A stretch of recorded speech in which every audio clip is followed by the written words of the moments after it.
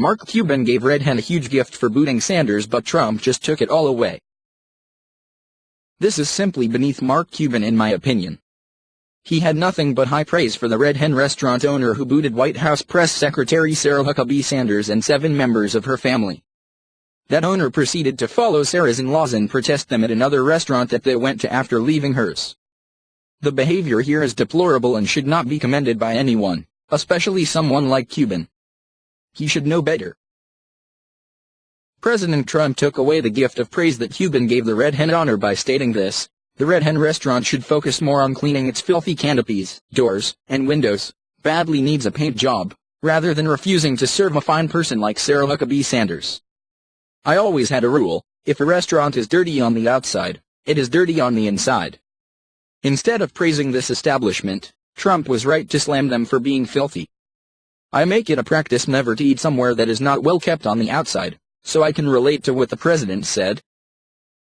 Actually, this Red Hen franchise is dirty on the outside. I've seen pics of it. And ratings can be manipulated, but that's neither here nor there. I would never eat at an establishment that treats customers this way. They have every right to ask someone like Sarah Huckabee Sanders to leave, but they also have the right to be shunned and go out of business. That's something Cuban might want to consider before condoning such horrid behavior. The DC franchise of the Red Hen restaurant was quick to point out that they did not share this owner's political views. I don't blame them. The restaurant was slammed on Yelp and on social media. It got so bad, they eventually had to take down their Facebook page. I have no sympathy for them in the least.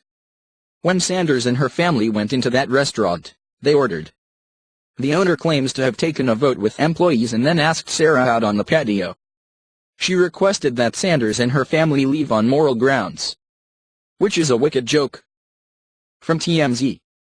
We got Cuban leaving Nate NALS Sunday in Bev Hills and, although he thinks it's good the restaurant owner took a moral stand, he worries it could become a slippery slope and other owners could deny service based on race or sexual orientation.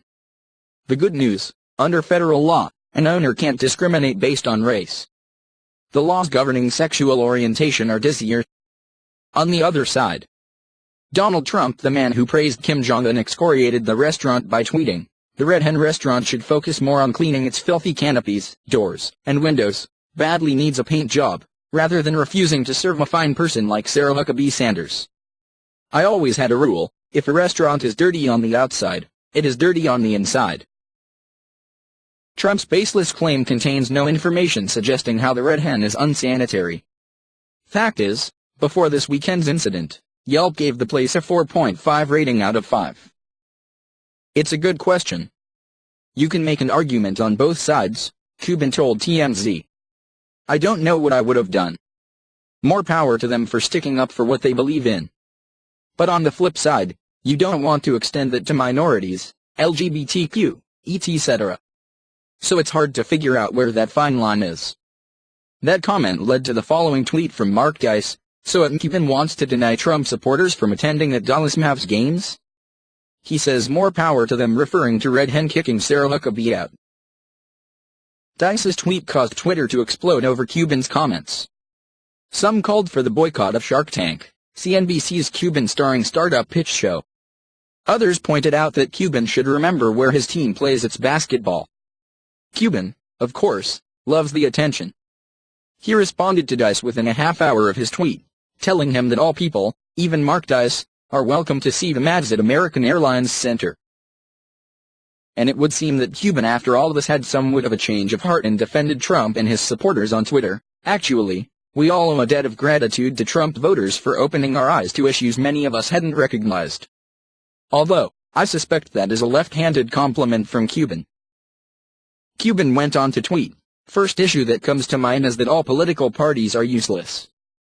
We would be far better off if we gave up our party affiliation and identified ourselves as American.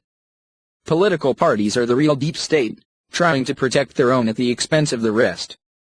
That may be partially true, but egging on radical leftists doesn't help either side.